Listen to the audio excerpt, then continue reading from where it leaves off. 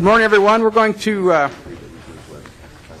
officially begin today's meeting of the Labor, Workplace, and Regulated Industries Committee.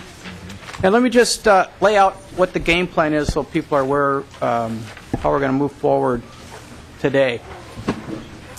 We have a variety of testifiers, well over 20 that have signed up. And we want to make sure that our colleagues and fellow legislators at the table here can ask questions as they feel so moved. And what we're going to do, members, is take approximately 3 testifiers at a time, and then once those 3 testifiers have completed, we'll just take a little break for questions so that you can ask those testifiers at that time the questions that you might have for them. So that's kind of how we're going to move forward with questions. We do have a room reserved tonight, room 5, in this building, that we will pick up this particular meeting at 6 p.m. tonight, if need be, and it's probably likely that we will do so. And to that extent, if you cannot be here this evening, we want to make sure we get your testimony this morning. So you need to indicate that to perhaps to Kelly, our page here. Maybe she can keep track of that a little bit. If you absolutely cannot be here this evening, let her know so we can get your testimony this morning, and the members can ask questions at that time.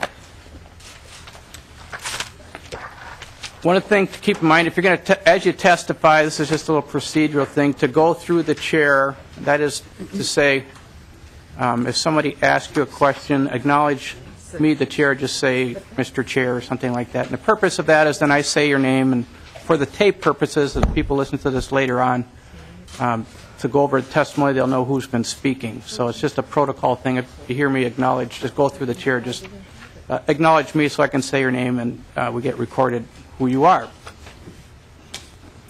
We're going to formally move the bill, which is to say we're going to formally hear the bill that Representative Winkler is carrying tomorrow morning.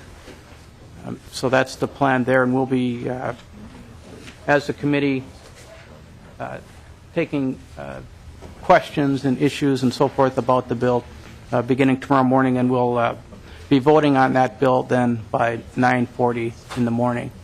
The path for the bill, if it moves forward, as it moves forward, would be to Jobs and Economic Development, Finance and Policy, which is Tim Mahoney's, Representative Mahoney's committee. So that's kind of the pathway.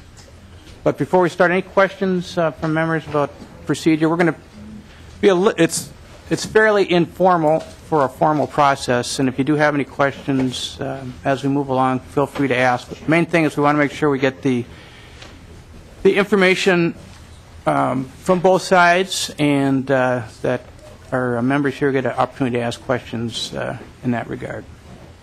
So with that, let's get started for this morning. I'm just going to go down the list that I have here. And again, if you can't be here in the morning, make sure you let Kelly, want to raise your hand again so they see you? Let Kelly know so that you can make sure that you get heard this morning. Jennifer Schabach, you want to come on down and identify yourself for the record? Again, members, we'll take 3 testifiers, and we'll take a little break for questions. Thank you, Mr. Chair and members of the committee. Good morning. One last comment, I'm sorry. We're going to ask testifiers, just so you can, as you plan your testimony, to limit their testimony to 3 minutes, 2 to 3 minutes, so that everyone has a chance to speak. So that's kind of the time frame we're looking at. Thank you. Thank you, Mr. Chair. Members of the committee, good morning. My name is Jennifer Schabach. I am the Legislative Director for the Minnesota AFL-CIO, a labor federation made up of more than 1,000 affiliate unions representing more than 300,000 workers throughout the state.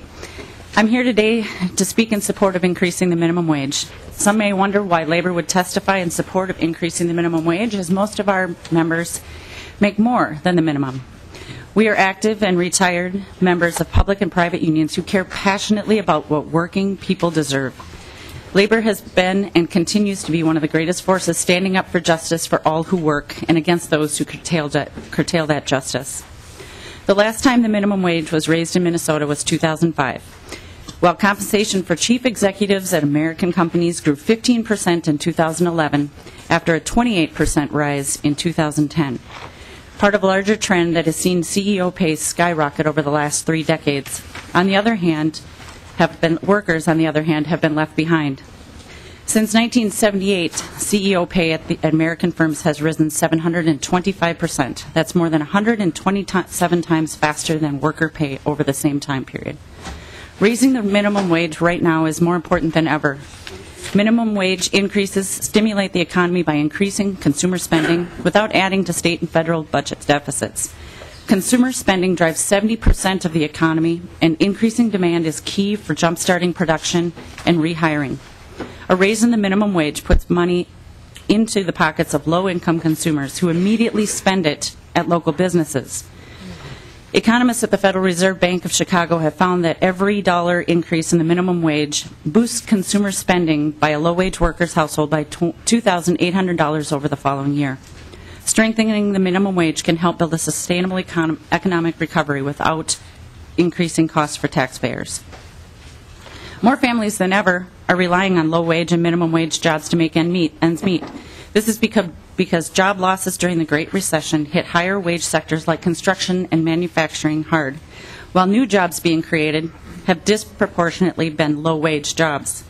For example, the top 3 occupations in industries experienced job growth in 2010 were retail salespersons, cashiers, and food prep workers, all occupations with median wages below $10 per hour. This is not a short-term trend.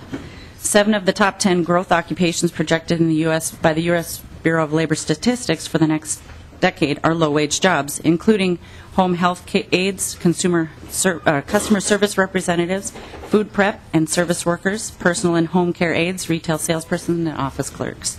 Raising the minimum wage would be a much-needed boost in incomes for these types of jobs where millions of Americans spend their careers. I'm going to shorten my testimony a little bit for you. That would be great. Most minimum wage employers are service sector businesses that are tied to a state because that is where their customers are. Businesses like fast food, retail stores, and home health service, for example. Indeed, a New York Times profile of businesses on either side of Washington-Idaho border at a time when Washington's minimum wage was nearly $3 higher than Idaho's found that businesses in Washington were flourishing despite predictions that the higher minimum wage would send jobs and businesses fleeing across the state line. It's also important to remember that since the minimum wage has lost so much value over the last several decades, employers today are actually being allowed to pay less in real dollars than they were in the late 1960s. Raising wages reduces costly employee turnover and increases productivity. Research has documented how, especially in low-wage industries, raising wages reduces turnover because workers who are paid more stay with their current employer longer. A study of the effect of a wage increase for workers in the San Francisco airport found that annual turnover among security screeners plunged from 95% to 19% when their hourly wage rose from $6.45 to $10 per hour. This reduced labor market churn yields significantly for employers by reducing recruitment, retraining, and restaffing costs, which both studies and trade association analysis have found to be significant even in low-wage sectors. In closing, the fact that the minimum wage has fallen to 45th in the country is a sad state of affairs.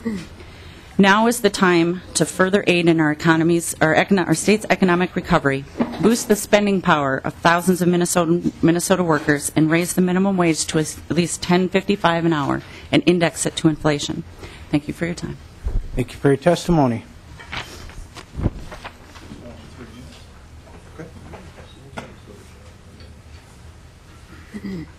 All right, Jonathan Reiner and Ashley Steele, are they with me? Is Jonathan Reiner and Ashley Steele here? There they are. Okay. Welcome to the committee, and if you just identify yourself for the record, and again, keep our testimony to 2-3 minutes, that'd be fabulous. Ashley, go ahead. Okay. Hi, my name is Ashley Steele, and I'm here to talk to you today about minimum wage in Minnesota. No one could have told me when I enrolled at St. Catherine University in 2006 that 3 years after graduation, I would still be working as a restaurant server, earning minimum wage plus tips.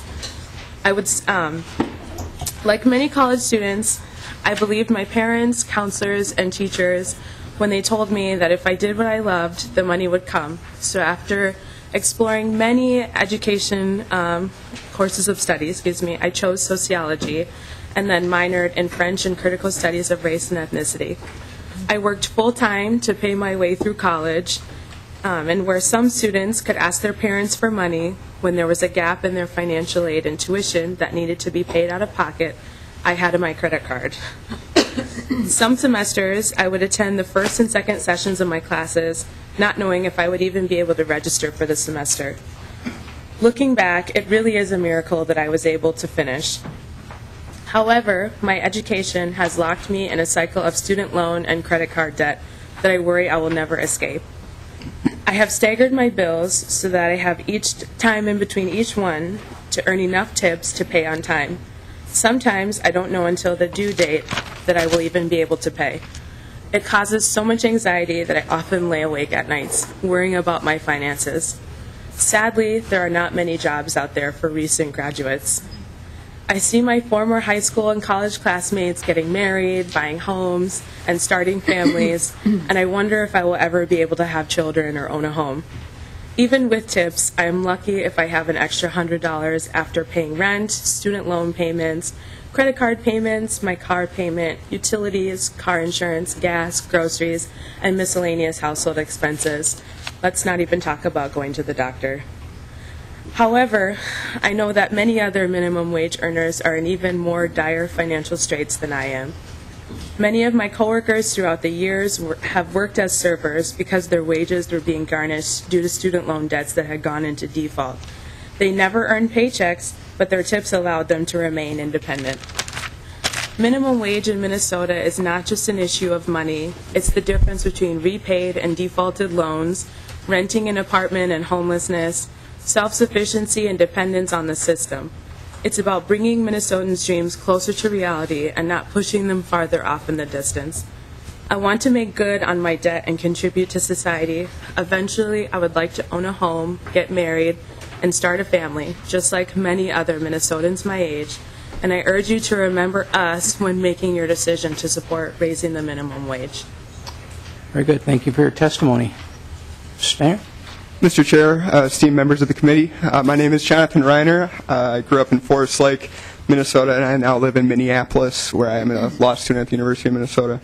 I grew up in Forest Lake knowing full well, having two parents that worked low-wage jobs, knowing full well that I would have to pay for college if I wanted to attend. I got into St. Thomas University in St. Paul. I had generous state and federal grants, and I had generous scholarships from that institution, but I still had a substantial debt burden that I had to take on while working minimum wage jobs all throughout college. I have to reiterate a lot of the stories that you just had disclosed. It's an unfortunate state of affairs that we have to take on so much debt to pursue a degree that is required for jobs in this state. And it's just an unfortunate state of affairs that has to occur. I wanted my brother to come testify today, but unfortunately he's working a minimum wage job right this minute to pay for his college education as well. So I just want the committee to consider, is this the type of Minnesota that we want, where students have to take on multiple minimum wage jobs to finance their education, and when they do enter the job market, whether there are sufficient jobs to match those needs. So thank you. Very good. Thank you for your testimony. And members, we're just going to take a brief break for questions. If anybody has any questions for these two testifiers or Ms. Schabach, who testified a few minutes ago. Representative Sundin has a question for Ms. Schabach. Come on up for a second.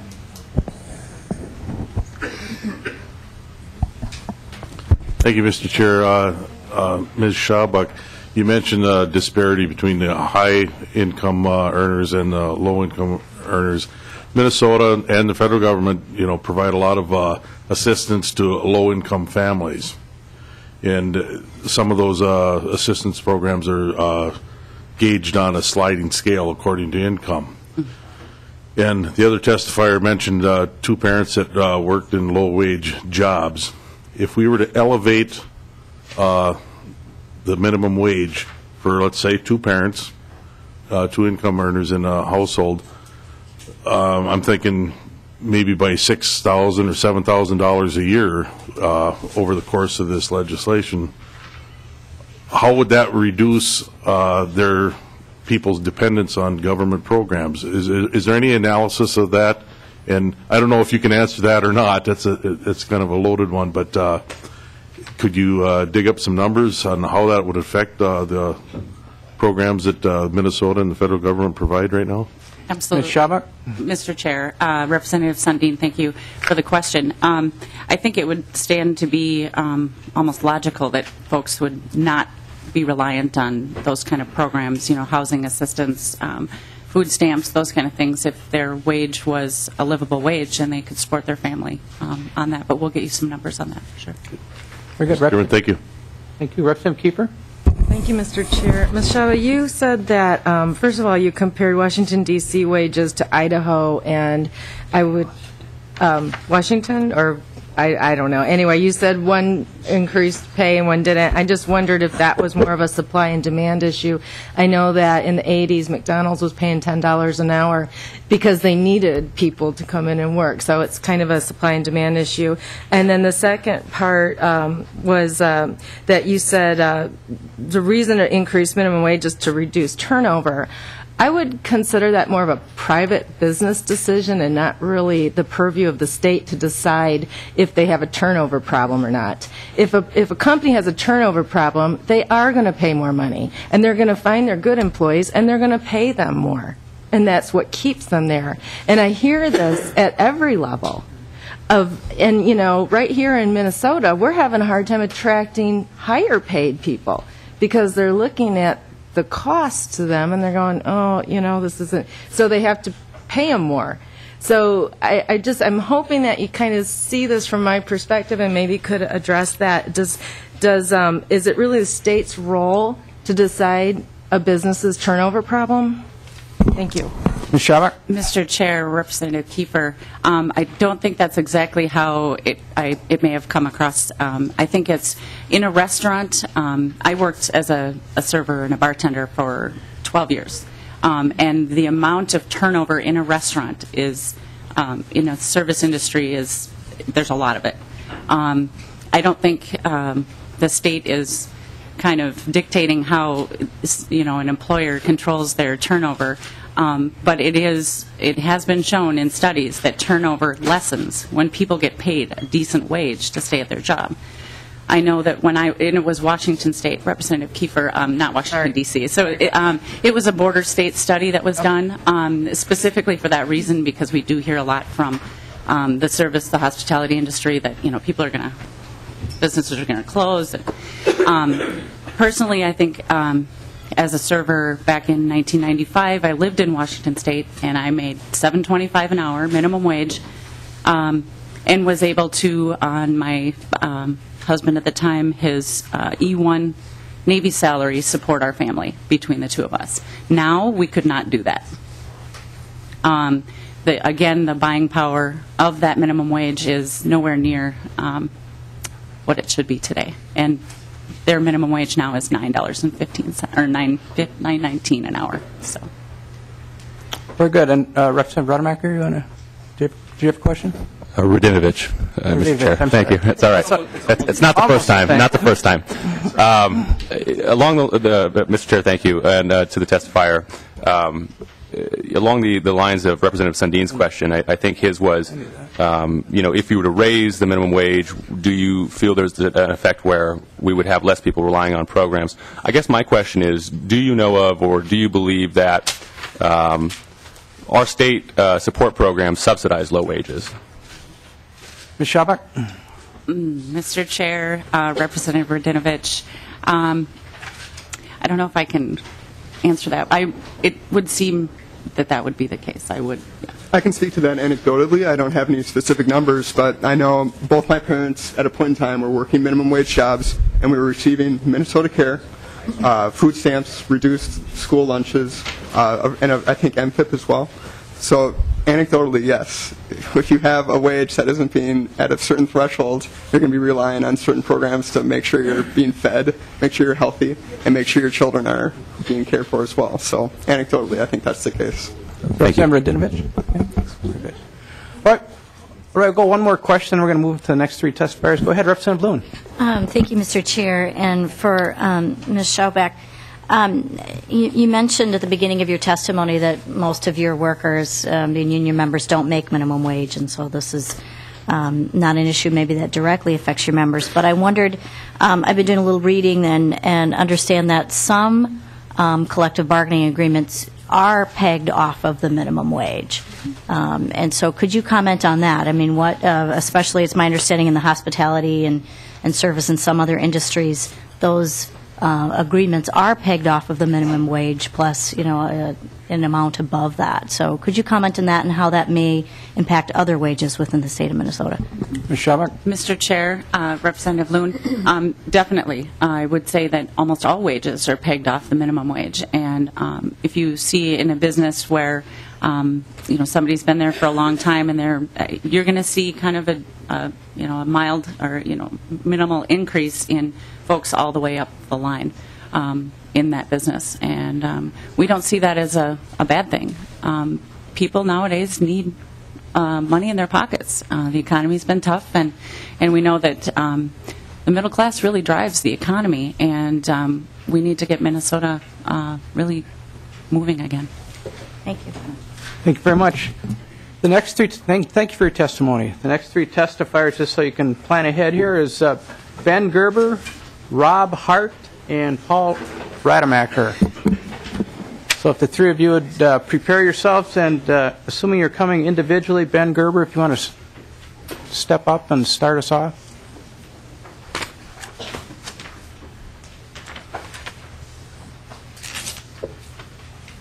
And again, identify yourself for the record. Go ahead. Thank you, Mr. Chair, members of the committee. My name is Ben Gerber. I represent the Minnesota Chamber of Commerce on labor issues. The Minnesota Chamber of Commerce is an organization of 2,400 large and small businesses across the state of Minnesota. 80% of our members have less than 20 employees, so we actually have a substantial number that are the small businesses. In which the reason I'm testifying here today is we believe that raising the minimum wage as proposed in House File 92 would have a extremely negative impact on employment and small as well as large businesses across the state of Minnesota. I'd like to start off by addressing some issues. I think it's important, and we've heard a lot of, with President Obama's State of the Union address, you hear the two issues. I feel like they're discussed, two very different issues that are discussed as one, which is the difference between a minimum wage and a living wage. I think they're two very different. Things. When the minimum wage was introduced in 1938, it was 25 cents an hour. And if you go to the Bureau of Labor Statistics and use the CPI inflation adjuster, 25 cents in 1938 would equal 407 today. So we hear people saying it hasn't kept up with the CPI. Well, if you actually look at from the historical minimum wage, we're actually doing a lot better than that. So you can pick specific dates in history and you can find a better number, but I don't think that's the way that we should be looking at how we address wages in this state. The next issue that I have is you hear a lot about, we just heard from the previous testifiers, specifically about executive compensation. I've yet to figure out how executive compensation will be impacted by raising the minimum wage. So I think that's another concern I have with the debate. I think if you look at what we're trying to do, and when I've been meeting with legislators and other people, you hear that we're trying to help people in poverty. And while I understand that's a valiant effort, 60% of the people living below the poverty line last year didn't work. So if you're not actually employed, receiving a higher wage or mandating a higher wage isn't going to actually raise you out of poverty. And this was according to a study done by Cornell and American University professors, found that the vast majority of people making the minimum wage, or with people making the minimum wage in it, live above the poverty line.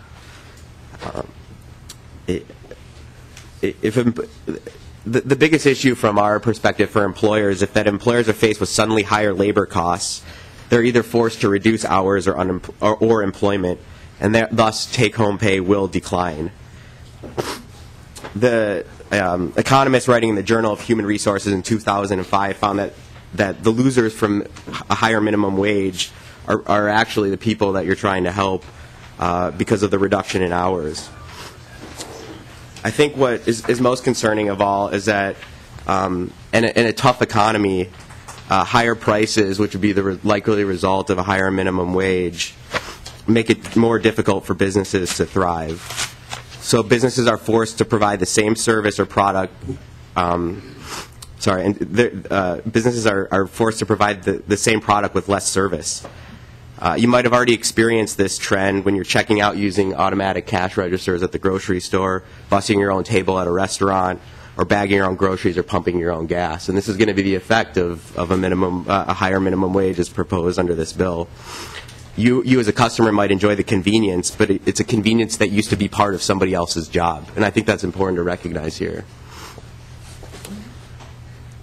And I think our biggest concern from the Chamber's perspective and with employment is the impact on higher teen unemployment. If you look at, according to data available from the Current Population Survey, which is a conglomeration of the Bureau of Labor Statistics and the U.S. Census, Minnesota has a higher current teen unemployment rate than South Dakota, North Dakota, and Iowa. We're only doing slightly better than Wisconsin. But if you look at it overall, these numbers are extremely concerning for us.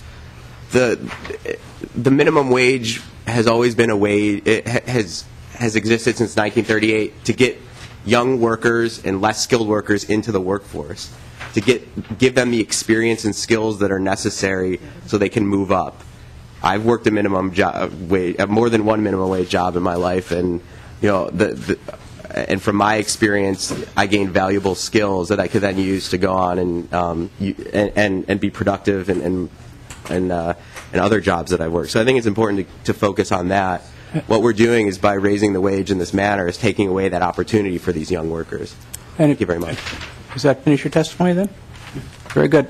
We do have some questions, but we're going to do our rest of our testifiers of this three first, and members, and we'll make sure we get to your questions. Mr. Hart, Rob Hart.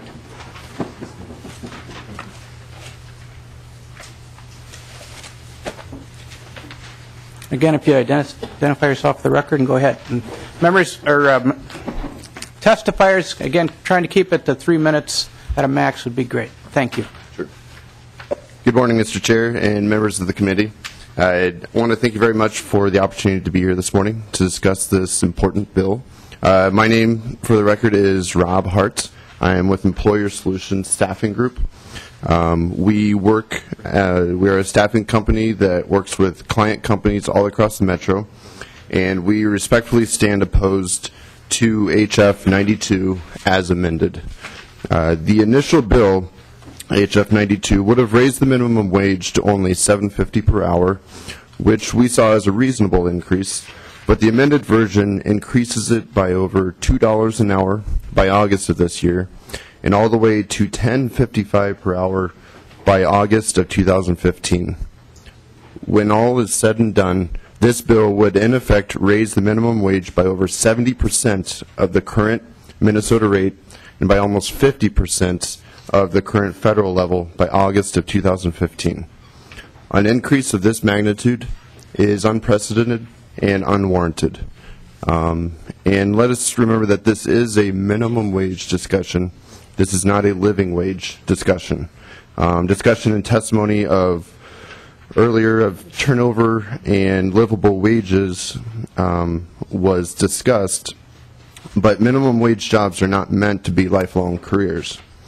I also started out of college as a server in a restaurant, and even only 3 years ago found myself back at a crux in my career, working as a temporary employee in these lower wage and minimum wage jobs. But I entered those jobs understanding this was not a career for me, but rather a filler while I quickly, due to the lack of funds, figured out what my next steps were. This amended bill also includes the following verbiage, which was not in the initial bill. No employer may take action to displace an employee, including a partial displacement through a reduction in hours, wages, or employment benefits, in order to hire an employee at the wage authorized. Our question is, how does something like this get enforced? The very nature of the jobs that our temporary employees work does not guarantee them a certain number of hours every week. These hours regularly change from week to week, and there are employees coming and going on a regular basis. So the question is, every time one of our client companies has to decrease an employee's hours from week to week due to demand and so forth, will they now be forced to document and prove that it was not because someone was being hired at the new minimum wage? From our vantage point, this is an unreasonable clause and it should be removed. Also, this bill seeks to index the minimum wage to inflation, but makes no allowance for decrease in times of deflation. Given the year-to-year volatility of the economy, this is also of concern to us. We think that the Minnesota legislature needs to understand some of the types of businesses we deal with as a staffing company. Oftentimes, these companies that seek us out are already struggling to trim costs and streamline revenue in order to make a profit. And now, the legislature would in effect add a $4.40 per hour per employee burden to their shoulders.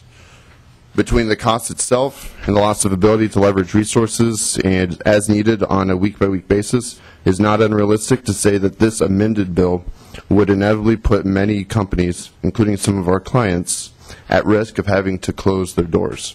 You just have just another minute or so here. Okay. I am. Finish here. A minute we'll cover. At the end result would be the opposite of what is trying to be achieved in this bill.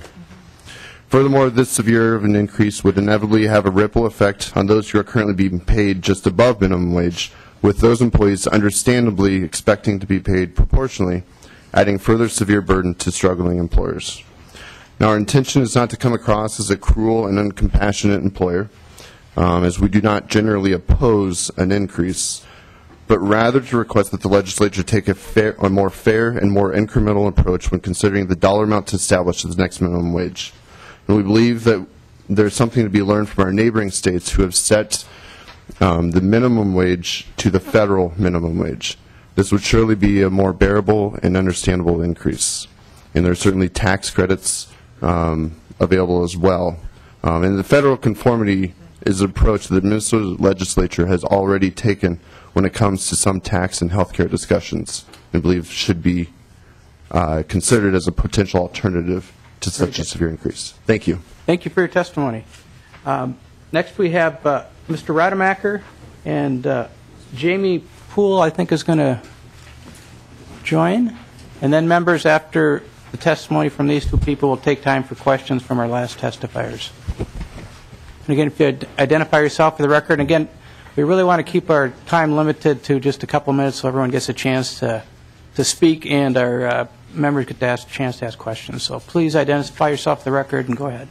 Mr. Chairman, members of the committee, thank you very much for the opportunity. I will keep it very brief. My name is Jamie Poole, and I'm the president of the Minnesota Grocers Association. And I'm here to speak in opposition of House File 92 as amended, or as will be amended. We are a state trade association for the grocers, representing for over 115 years. We represent over 200 retail members with 1,100 locations. Our members employ over 125,000 union and non-union Minnesotans. Minnesota is very, very fortunate that we have a unique culture with hundreds of small, independent, and locally owned grocers and convenience store operators. They are the cornerstones of their community. They create jobs, support local charities, and provide a safe, responsible shopping experience. The retail food industry is the backbone of the economy, providing 1 out of 20 jobs to our state. 80% of the grocery stores employ fewer than 50 workers. Grocery and convenience stores are more than just a retail outlet. Grocers employ young people looking for that first-time job, seniors looking for some additional spending income in their retirement, and developmentally challenged individuals looking for an opportunity. As a matter of fact, young workers ages 16 to 24 hold nearly one-third of grocery store jobs. However, this demographic, by law, cannot necessarily work early, work late. They can't work on ladders or in freezers or operate paper balers. They are a limited ability to employ. The trends of youth employment appear to be in serious jeopardy as well. Based on Deed statistics, the highest demographic that is unemployed in our state are the individuals between 16 to 19, nearly 20%. This is alarming, as an entire generation of Minnesotans are not being given the opportunity to gain valuable first-time employment experience. This legislation, unfortunately, would only exacerbate this problem. The retail food industry typically operates on margins that are around 1%. The increased payroll costs would severely affect the retail food industry's ability to succeed in this challenging marketplace. The formula required to maintain a viable business dictates the retail food industry's ability to cost shift. Nearly 40% increase over a 2-year period in wages is not an absorbable expense. This unintended result will create higher food prices, less jobs, and a reduction of services. Additionally, the bill proposes a link to inflation, which is horrendously problematic. Recently, a retailer who operates here in Minnesota and in Florida, they increased their minimum wage and tied it to inflation. That retail grocer, over a 2-year period, had a 20% reduction in employee count, and the employees that are left have seen a 3% reduction in hours worked, and that is unfortunately keeping up with the CPI index. The Minnesota retail food industry prides itself on offering wonderful jobs with good paying benefits, health care, sick time, and pension programs. Minnesota has one of the highest per capita incomes in the country at $44,650 a year. And part of this success can be attributed to the excellent careers the retail food industry provides. We are concerned with this proposed legislation and know it will be very detrimental to Minnesota's retail food industry. Our members have already begun reviewing their workforce and how to restructure to sustain their business models. This bill could eliminate entry-level jobs and place greater burden on all employees. We ask you to oppose this legislation and allow Minnesotans the opportunity to seek skill sets necessary to succeed in our workforce, as well as allow them the security and stability they need. That ends our testimony. I will certainly stand for questions, and I brought the grocer with, so thank you. Thank you very much for your testimony. And Mr. Rademacher? Thank you, Mr. Chair. My name is Paul Rademacher. I am currently a independent business owner in, we have 4 stores, one in Shakopee, one in LeSueur, one in La Center, and one in Jordan, Minnesota. We currently employ 330 union and non-union employees. Of the 330, 166 are currently non-union employees. The numbers I'm going to give you today are based on our actual employment. If the minimum wage were to increase tomorrow to $10.55, it would cost my company $464,798 a year. If you decrease that number to the $9.50, it takes the number to $337,000 per year. There are 3 ways for us to pay for that. We can either raise prices, which in the environment we're in right now is very difficult. We have competition from all around us. We have Walmart, we have Walgreens, we have Quick Trips, we have Costco's, all of the big players. Raising prices would make us less competitive against those competitors, as they have higher volumes and deeper pockets. Price increases would also reduce the buying power of the people that currently work for us and are currently paid the minimum wage. We can also cut the hours or cut the number of associates that work for us in order to pay for the increase in wages. The other thing we can do is we can cut capital investment in our business, which would hinder us from expanding, improving, or upgrading our current stores. Currently, we are spending about $360,000 in our business to upgrade our facilities to make them more efficient, and those are very capital intensive and require funds up front, funds that wouldn't be available under this. The other thing that I think is very important for you guys to understand is we are under incredible cost pressure from all around us. Currently, cost increases being proposed or signed into law that will affect our business include a $3.30 increase in the minimum wage, which is a 31% increase in our in the minimum wage. Our current minimum wage is $7.25, by the way. We follow the federal guidelines. 5.5% sales tax on business-to-business services that we use frequently, which include lawyer services and accountants. New federal tax rate of 39.6%. That would be taxed on individual earnings or S corporations, which my company is. We also saw a 2% tax holiday not extended. The capital gains rate is going from 15 to 20%. There's a 3.8% tax on investment income through Obamacare that's down the pipe. We have also already put our W-2 additions through for our employees to pay taxes on their health benefits as they sit. And there's also a new state tax rate proposed right now of 9.85%, which would also affect us through the S Corp. We also want to make sure you guys understand that the minimum wage is a starting wage. As an employer, we are always seeking qualified, hardworking, good employees. When they start out at the minimum wage, if they're exceeding, if they're very productive, they do not remain there for very long. We need to keep good people working for us, and we feel that the marketplace will dictate how those individuals are paid based on how productive they are. Thank you very much. Very good. Thank you so much for your testimony.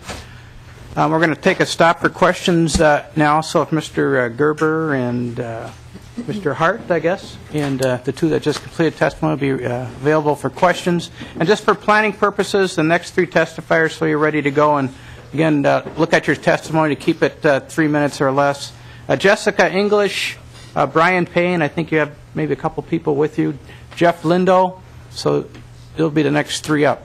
But now to the legislators. Start with Representative Metsa. The question? Thank you, Mr. Chair. I'm sorry I can't look at you, Ben, to get the microphone record here. I just wanted to ask, you said that you're getting a bunch of life skills, bagging groceries or pumping gas, working at McDonald's.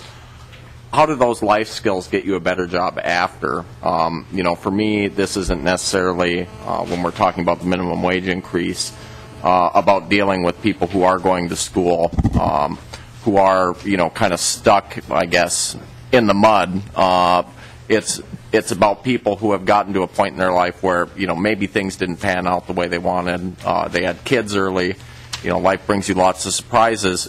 To me, this discussion about minimum wage is making sure that those families, and again, we're not talking about a living wage, and we'd probably be hearing a lot more complaints about a $13 an hour conversation, but it's about raising the bar for those people and making sure that, those who are making sure our day-to-day lives are easier. I know one of my favorite people back home I see every morning are named Barb, and she works at my Holiday gas station, and she's probably 55 years old, and basically she wants to be able to make enough to see her kids, see her family, and she was very happy that I was supporting minimum wage bills down here. So, I guess my question is, for those of people who don't have the, wherewithal to get back to college to make their lives better, and we know that college isn't a fix-it-all right now for getting into workforce, why is it unfair to ask that we raise the bar a little for everyone? Mr. Gerber, you want to take a shot at it? Yeah. Mr. Chair, Representative Metsa, thank you for the question. My response would be part of what the Chamber has done is gone around the state and looked at workforce development. And one of the things that we hear consistently from businesses is not always that people are lacking the hard skills, which is the education, but a lot of times it's those soft skills, and it's how you deal with people and how you can interact with a boss and other people. And that's where you bring up the example of a gas station, bagging groceries. We need those jobs in our society. People, we have to do them, whether it's cleaning hotel rooms. It's a necessary part of the way we've set up our economy. And so that it allows you the opportunity to interact with people, to gain those soft skills, which are just as important in a lot of cases as the hard skills. Very good. Representative Dinovich? Thank you, Mr. Chair. I appreciate the testifiers. In full disclosure, I'm someone who supports raising the minimum wage. And I've heard a lot of discussion about low prices. And I have to admit that as a consumer, I'm probably not as conscientious as I should be about where I shop. I like low prices as much as anybody else, but I have to admit that when faced with the prospect, and directly so, that my low prices are predicated on holding the line on wages for the lowest paid workers in the state of Minnesota, it doesn't necessarily make me feel any better about that. So, I just want to make that comment, but also, as it relates to particularly the grocery store industry, there was discussion of how, I think you implied, Mr. Gerber, that as the minimum wage raises, you see people pumping their own gas, bagging their own groceries, other innovations like that. And I seem to remember there was a grocery store in Uptown where they have some of those things. We don't have them in Crosby Arrington. We don't have the bag your own grocery aisles quite yet. We'll maybe get them in a few years. We're a little late up there usually. But there were 4 of them together, and then there was one worker who was supervising the 4 of them.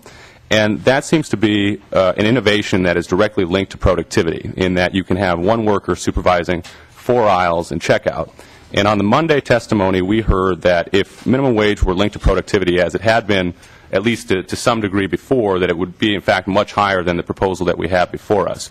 So could you speak to me about the innovations we've seen in that have led to increased productivity, and why it is that some of those profits and some of those gains that we made have not gone to workers' salaries, particularly with the minimum wage? Mr. Gerber? Mr. Chair, Representative Radinovich, my response to you would be, when you have increases in productivity, all those savings are going to be passed on to the ultimate consumer in the form of lower prices. So that's, I think that would be my answer. Yeah, just one final comment. That would seem, again, I appreciate low prices, but it would seem to be an inequitable distribution of the fruits of our labor if the product, the benefits that we see are applied equally, as opposed to the targeted groups whose wages have been stagnant for so long. That's the very issue of this problem for me. So I appreciate your comments, and I appreciate your testimony. Very good. Representative Fisher. Thank you, Mr. Chair. This question would be for Mr. Gerber. I just want to double check, because I don't know if I heard his some stats he was quoting earlier correctly. Mr. Gerber, when you're talking about people who don't work, who live in poverty, you mentioned that figure was 60%. Is that correct? Mr. Gerber? Representative, Chair, Representative Fisher. Thank you. Yeah, it was 60% of the people classified by the census as poor don't currently work. And Fisher. Thank you, Mr. Chair. Mr. Gerber, on that 60%, what percentage, how many of those are children? This is, and I'd be curious in what report you're using, because I've seen different stats and different reports, and that's why I'm asking the question. Mr. Gerber, through the chair. Mr. Chair, Representative Fisher, I believe it's people 16 and above, but I'd be happy to provide that information. Representative Fisher? Thank you, Mr. Chair. I'd be happy to see it, because some of the reports I've seen have been indicating that most of the people who are in poverty are usually children. I know that in the MPIB program, 4/5 of the people in that program are children, and these are usually children of parents who are in poverty, many of them who are working, and so therefore a raise in the minimum wage not only addresses the parents, but also helps the children who we've got that we're trying to address. So that would directly help those who are in the many of those children who are down in that lower poverty range. I think this is something that is broader, and that's why I'm curious to see the stats and what your reports are citing. Very good. Representative Benson?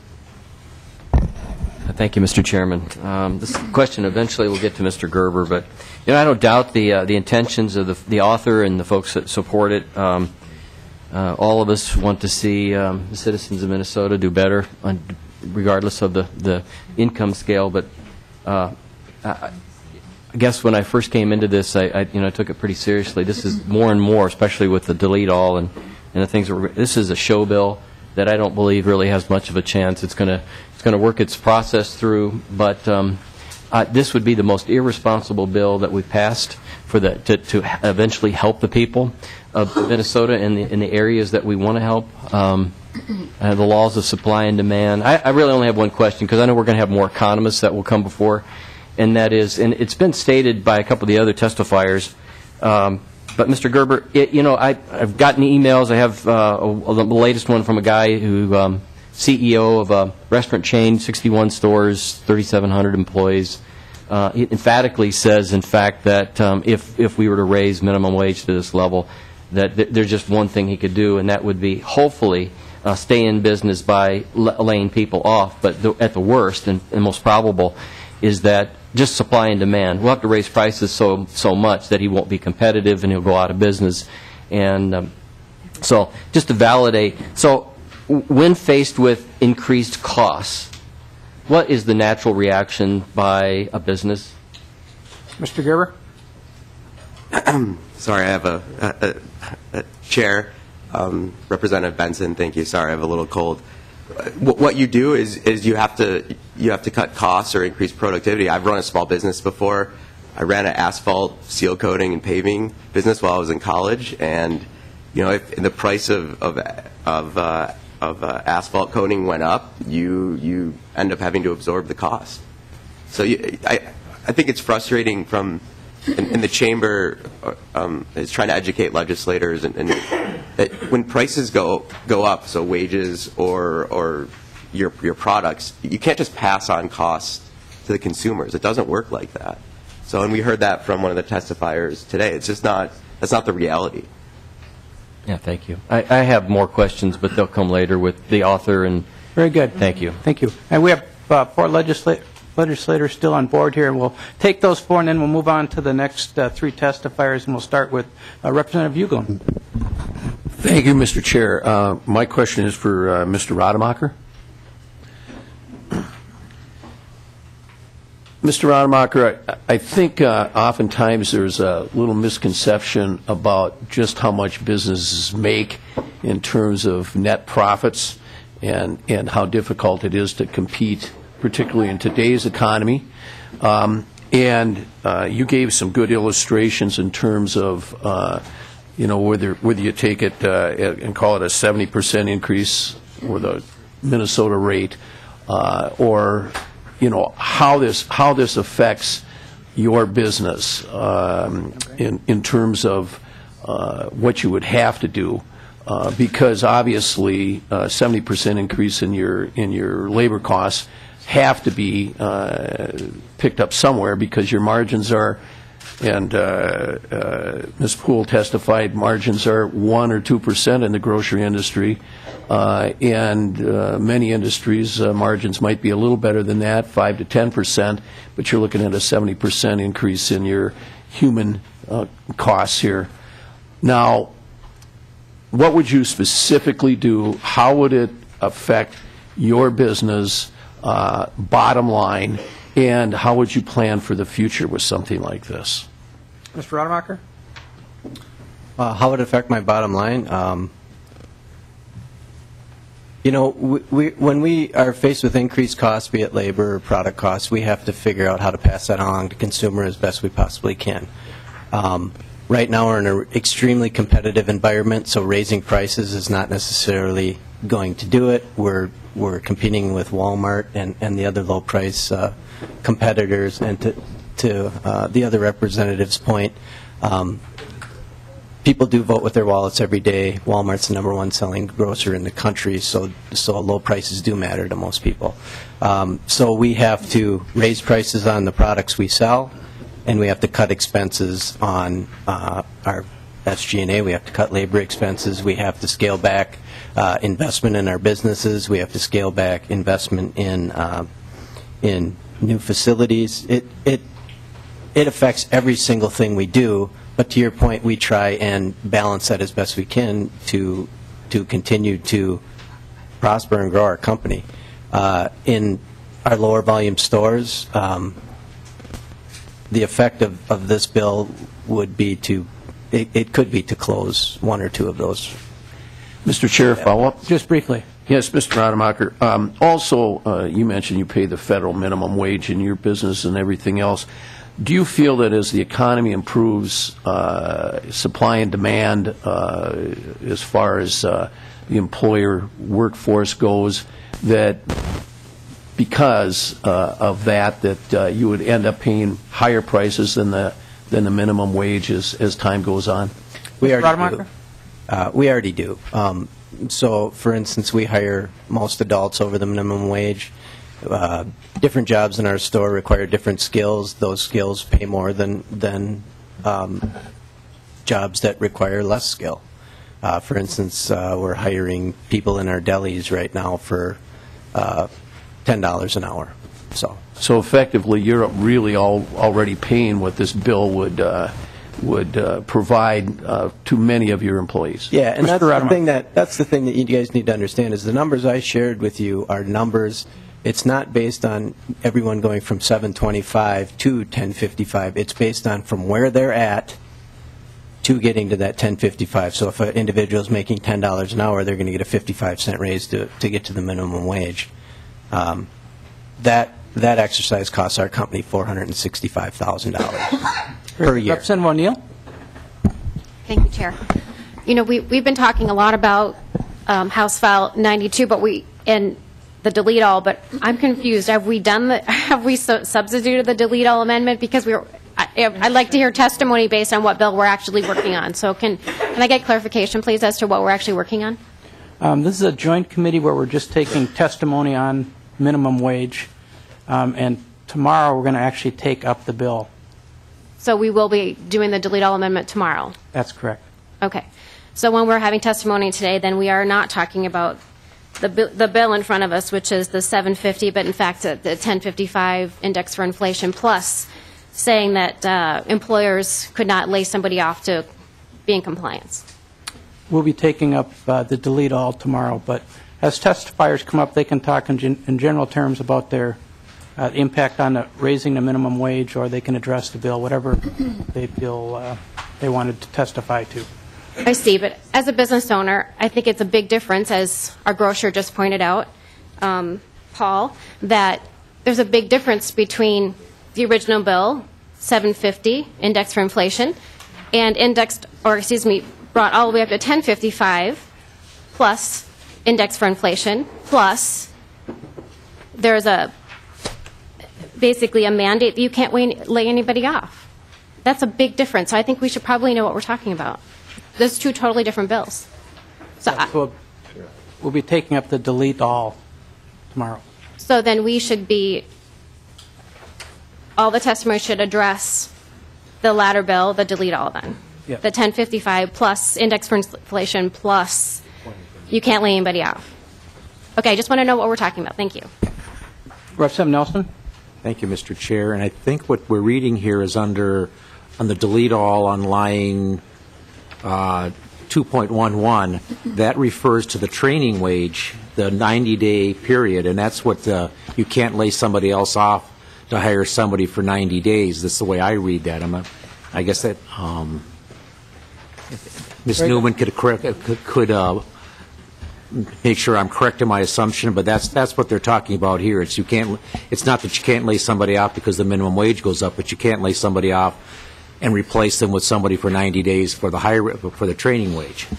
Ms. Newman, do you want to comment on that? Mr. Chair and Representative Nelson, that is correct. The wording on line 2.13, the reference to the wage authorized in this paragraph, means it's the language in paragraph C here. So, Mr. Chair. Representative Nelson. So that's the training wage that you can hire somebody for 90 days for, so you don't have to pay them the full the wage, and that's what that's talking about, not the total bill, the total minimum wage bill. Mr. Chair and Representative Ms. Newman. Nelson, that is correct. If you look up at the deleted language from the current law, that's the language already in current law, so it's just repeating it. Very good. Representative Simonson? Thank you, Mr. Chair. My comments and ultimately question will be directed to Mr. Gerber. I think that what's happening in some of the testimony that we're hearing is that there's what I think is a false perception that folks that are making minimum wage out there are kids or students or people that don't have families or bills or insurance to pay or rent to pay or mortgages to pay, and I have to tell you that that's not true. I just came off an election a few months ago, which I knocked several thousand doors and met several thousand people in my district in West Duluth. And I can tell you that there's a lot of adults, there's a lot of families out there with children that are working very hard, and quite frankly, some of them are working these minimum wage jobs. Not necessarily because, excuse me, because they want to work minimum wage jobs. It's because that's what's out there, or that happens to be what is paid at that particular job that they have. And frankly, they're happy to have jobs. So I don't buy into this concept that we're just really talking about kids that don't need a lot of money. Because we are talking about adults with families, and I would encourage anybody that thinks otherwise to go out and spend, an hour or a day or a week just talking to people in neighborhoods anywhere across the state and try to come to the conclusion that we're just talking about people that don't really need money. More and more adults, and we heard testimony yesterday, I think, more and more adults are in this situation where they're forced to work minimum wage or low wage jobs, and quite frankly, more and more of them have college educations, whether it be a 2-year or a 4-year degree, and they can't find work in their chosen field, or for whatever reason they're in between jobs and they're working these low wage jobs. But I want to focus in on a number, and I appreciate, Mr. Chair, that we're just having an open hearing and a discussion about minimum wage, and I appreciate that. But I'm just going to pick a number that's easy to work with because it's round, and it's $10 an hour. Now, if a person works full-time at $10 an hour, you will roughly make just over $1,700 per month gross, right? And out of that $1,700 gross per month, you will be expected to pay tax to the federal government, to the state government. Out of that $1,700 a month, you'll be expected to pay some form of health insurance premium. And if you happen to have a family, that's going to eat up most of it, quite frankly. But let's say you're single, maybe you're paying $500. That leaves you about $1,200 of income per month. Out of that $1,200, we expect you to be a functional member of society. We expect you to, pay rent or pay a mortgage. We expect you to eat, right? You've got to have food, clothe yourselves, have a vehicle perhaps to get back and forth to work, buy fuel, pay for utilities, educate your children, do all the things that all of us do on a day-to-day basis that cost money. And we're going to do that on $1,200 a month. And that's assuming we pay them $10 an hour, not $7 in some sense. But my question, and I want to make sure that I heard you because this is an important piece to me, but in response to another representative's question, I think what you said was, what we need is people to clean hotel rooms, or something to that effect. Are you suggesting that these folks don't deserve an increase in the minimum wage? That's my really question. And we can focus in on that group or any particular group that you want. But are you telling me in your testimony that you don't believe that these folks deserve an increase in the minimum wage? Thank you. Mr. Gerber? Thank you, Chair. Representative Simonson, to answer your question, I think there's this perception out there that people also stay at minimum wage jobs forever and they never get a raise. 2/3 of people that start a minimum wage job get a raise within a year. So, and that's going to vary by industry as well. So, that should be the business's decision whether they want to raise the wage or not. I don't think the legislature should tell the business that they are required to give somebody a raise. Representative Simonson. Thank you, Mr. Chair. Briefly. I'm not going to take up any more of the committee's time, but I just want to make a final comment that when and if we raise this minimum wage, and when and if these employees that do good work for relatively low dollars, let's make sure that we have an understanding that the dollars that we give them, whether it's $2 or $1 or $3 or $4 more per hour, they're not going to put it in their savings account. They're not going to take it and go on vacations to Florida. They're not going to go to California. They're going to spend money right here in Minnesota at your businesses, the folks that you represent, and they're going to try to live normal lives. So in full transparency, I'll be supporting this bill when we get to it. Thank you. Very good. And we got one more question from Representative Loon, then we're going to move on to the next testifiers, and if members could hold off to the next group, that'd be great. Representative Loon? Could I respond to the representative? Certainly. Go ahead. You know, the raising the minimum wage to $10 an hour, assuming the $1,200 a week that figure that you came up with, does not take into account that everything that individual purchases will also go up in price. The food that he purchases, the fuel that he purchases, the energy costs, everything will go up in price. The price of labor will go up. The cost of the businesses will go up, and those prices will also go up. So his buying power at that $10 an hour will remain essentially the same. Very good. Representative Bloom?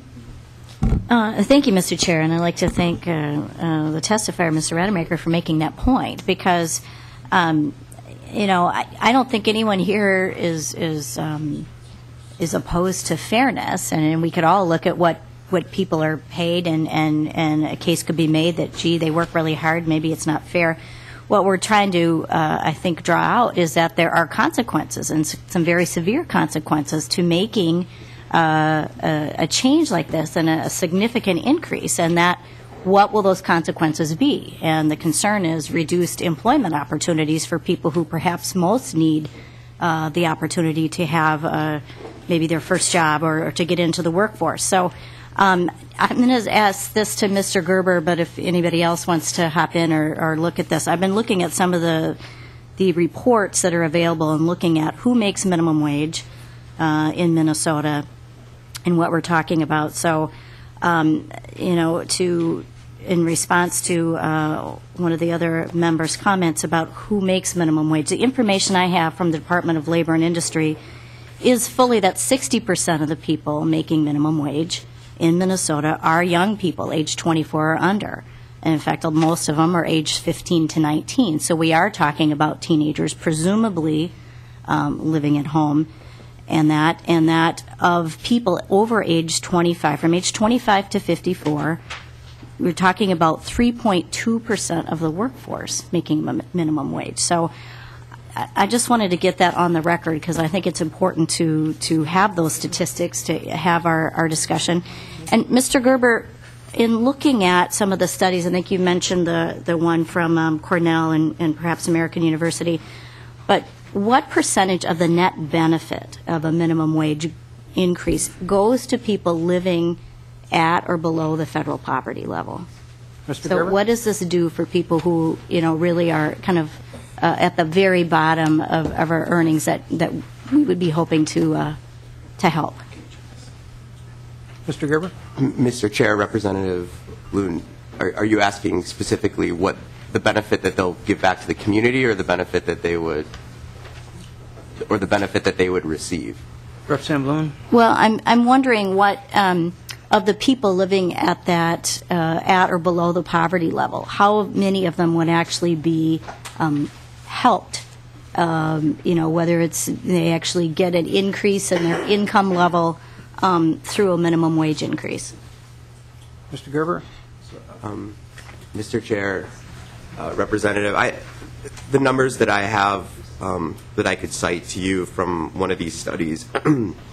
So if you took an increase in the minimum wage from $7.25, which is the federal, to $9.50 per hour, only 11.3% of workers will gain from an increase to that $9.50. Only 11.3% of those that will gain will actually be living in poor households.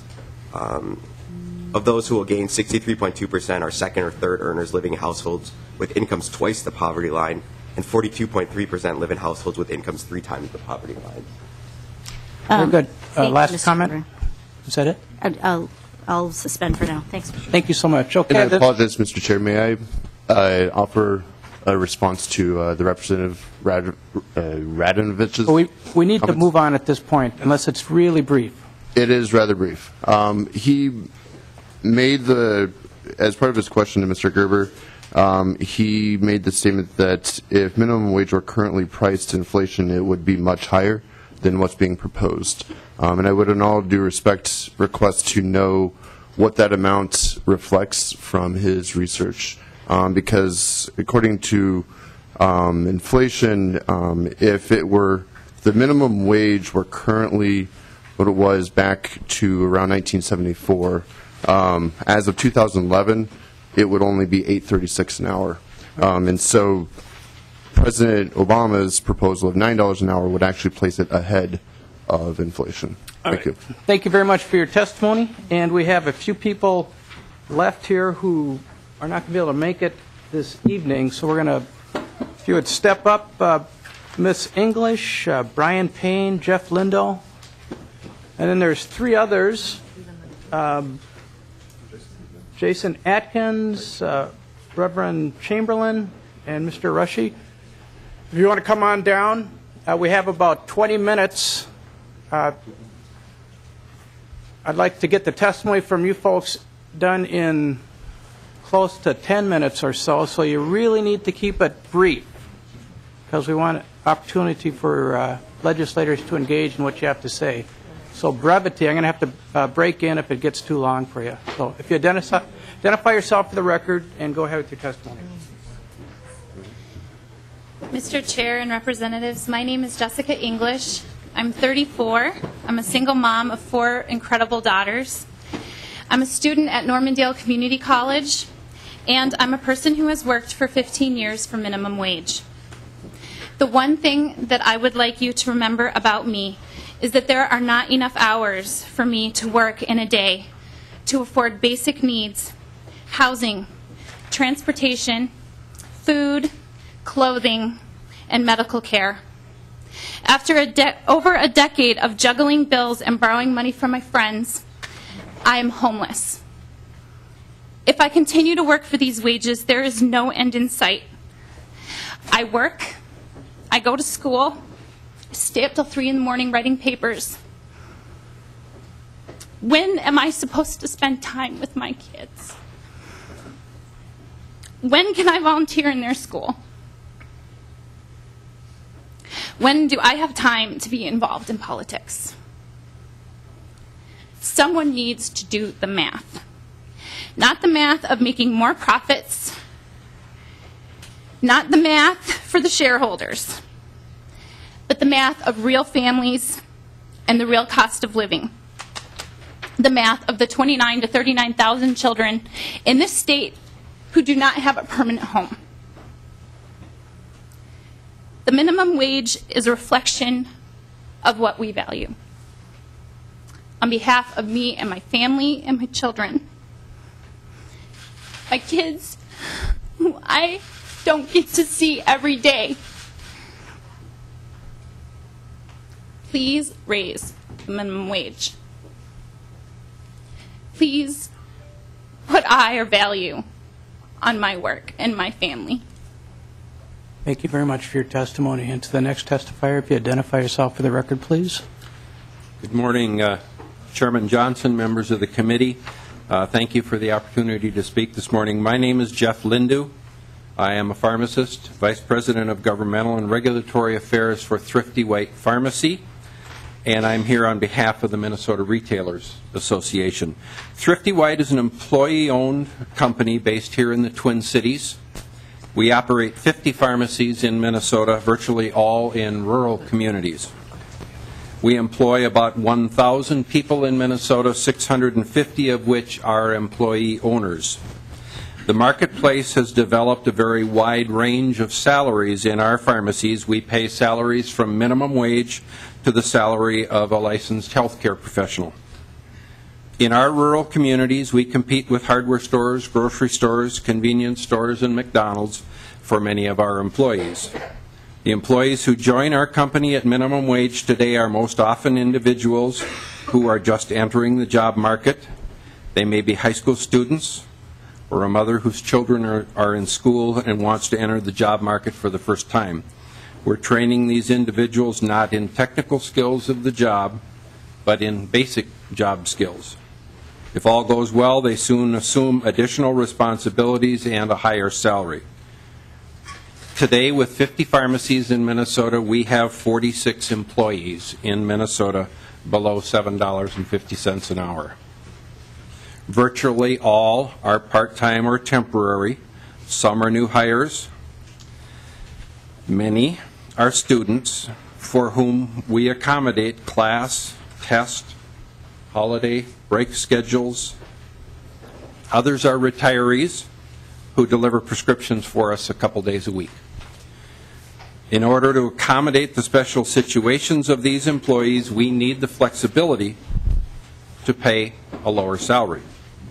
Without that flexibility, I'd have to say job opportunities for many of these individuals would disappear. Experience required would likely become part of the job list.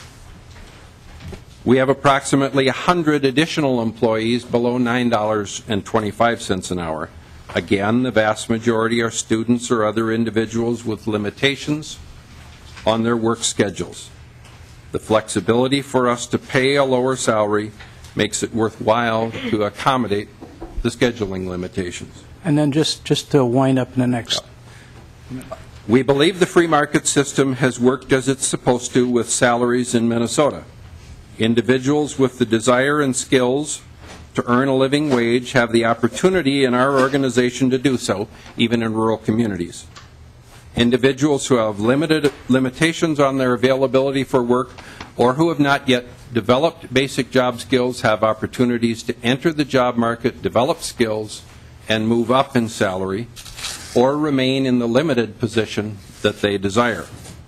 Thank you very much. I'd be glad to answer questions. Thank you for your testimony. And if Mr. Payne and Mr. Atkins would step up.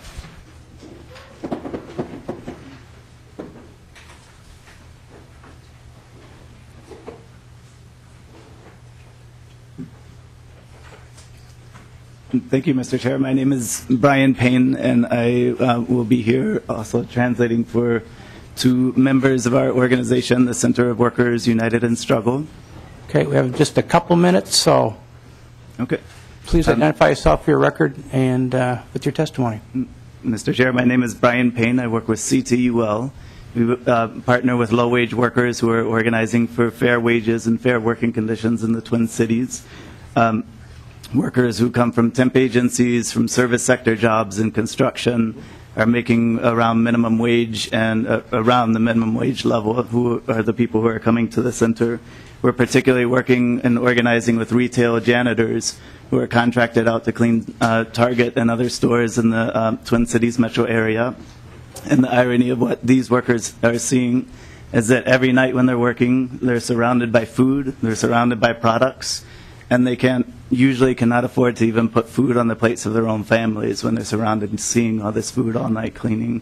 I'd like to translate for two of our members who will talk about their own experience. Hi, my name is Gerania. Yo trabajé para una temporaria por 3 años con el sueldo mínimo de $7.25. My name is Gerania. I worked for a temp agency and working at the minimum wage at $7.25 an hour for 3 years.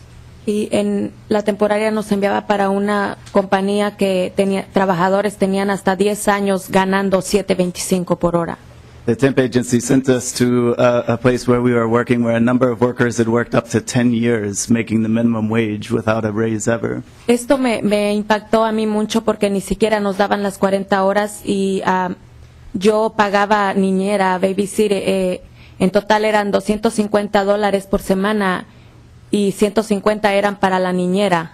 This impacts me greatly because they weren't giving us the full 40 hours, but I had to pay for child care.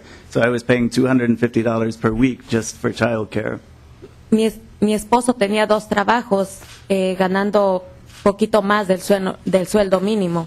And my husband had to work 2 jobs, just barely making a little bit more than minimum wage. Después yo me separé de mi esposo y tuve que buscar un trabajo en la noche a veces. And then when I separated from my husband and became a single mother, I had to start looking for a second job working at night to be able to get by. Y tuve que luchar para que aumentaran los salarios también en esta compañía. And we had to struggle just to be able to finally get a raise after a long time at that company. Y para mí es una pena y una vergüenza que grandes ejecutivos y dueños de temporarias ganan miles de dólares por hora mientras yo no tenía para comprarles ropa a mis hijos. For me, it's a shame to see that the CEOs of some of the large companies in Minnesota are making thousands of dollars per hour while I can barely even scrape by to put food on the plates for my children. Yo tuve que pedir apoyo económico al gobierno de food stamps. Very good. I want to make sure Jose gets a chance to speak as well, and then we need to wind up. I ended up having to ask for support from the government through food stamps just to be able to get by. Muy buenos días, mi nombre es José Fernández y soy miembro de CETUL. Good morning, my name is Jose Fernandez and I'm a member of CETUL. Le doy gracias por dar esta oportunidad para expresar mis sentimientos a nombre de la comunidad latina. I thank you for the opportunity to be able to express my opinions in the name of the Latino community. Que sea posible de que nos mejoraran el sueldo, ya que todos estamos ganando entre los 6.25 hasta 8.50 la hora y mínimo y máximo de 25 a 30 horas por semana.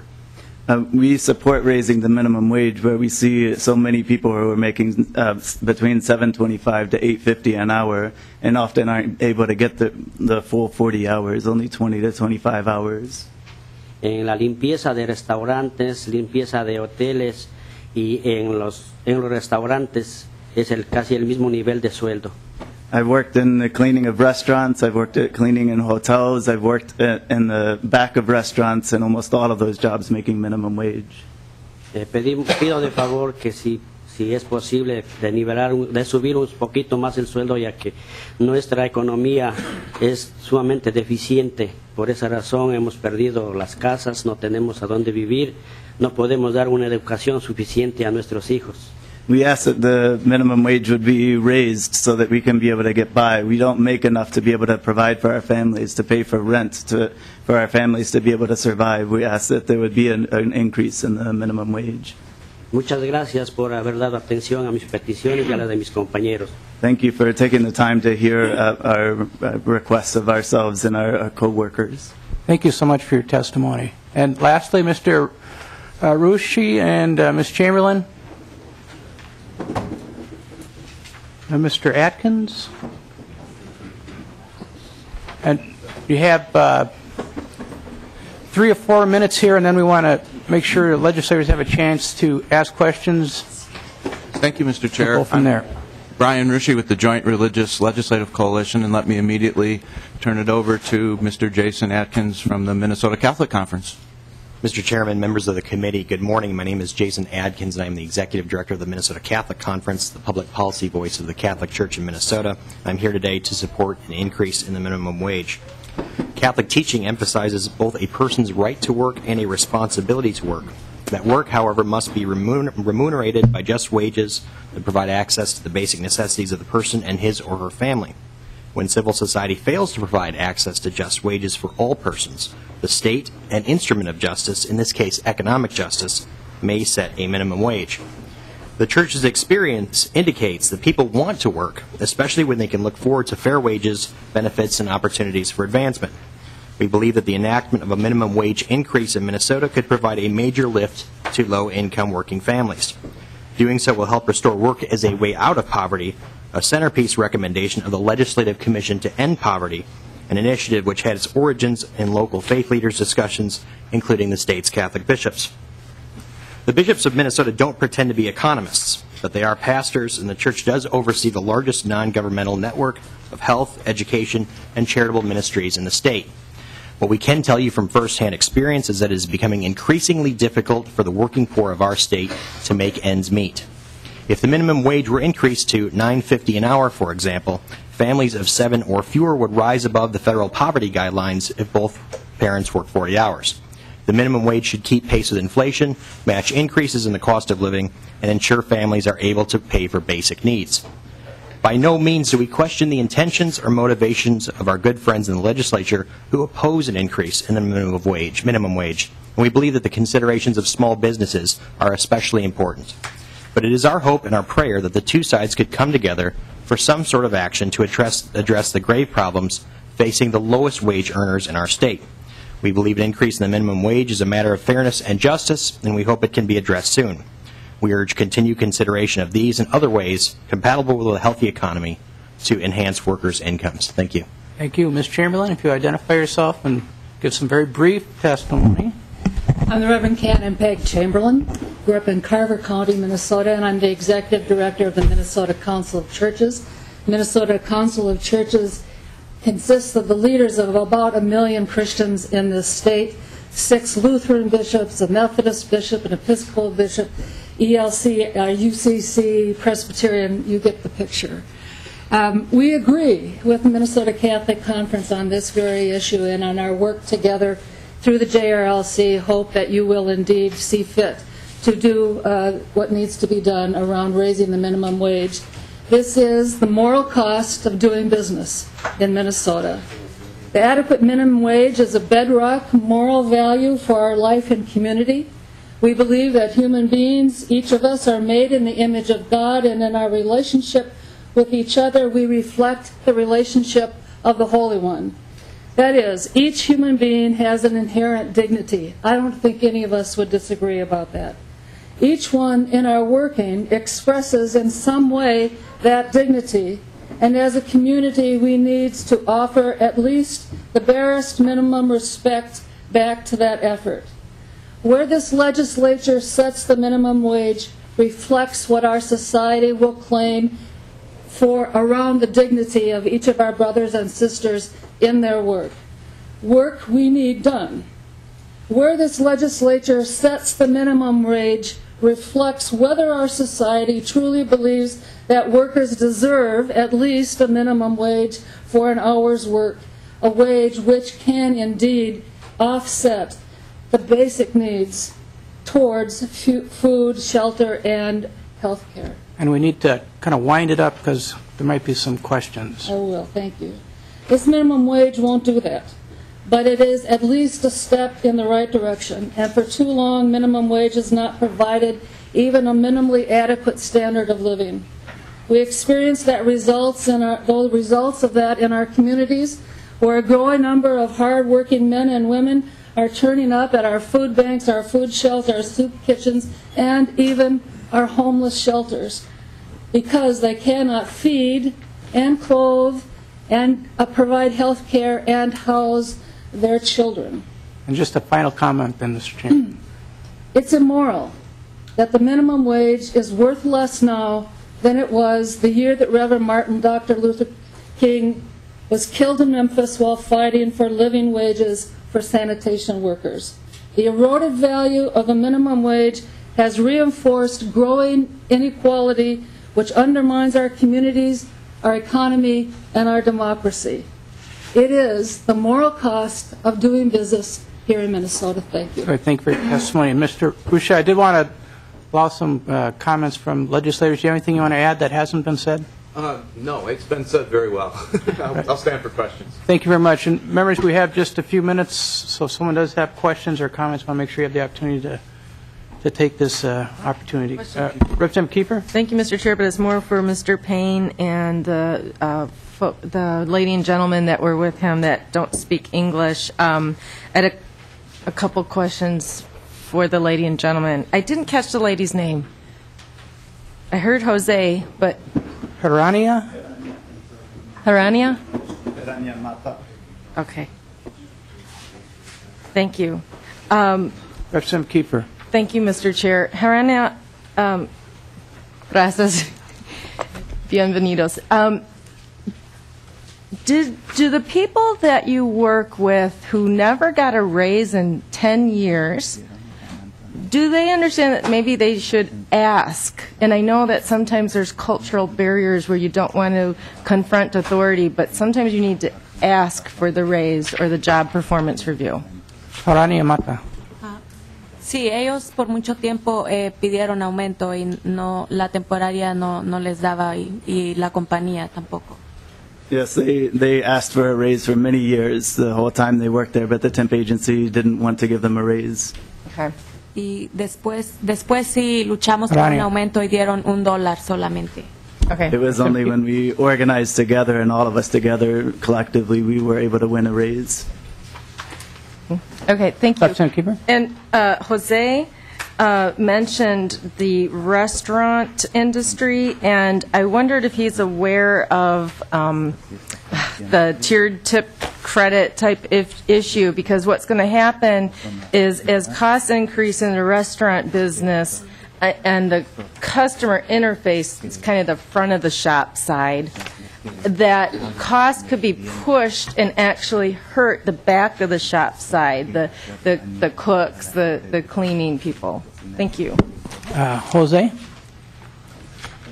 Sí, en cuanto en los trabajos de restaurantes, el que trabaja más es el preparador, el dishwasher, y no recibe propinas.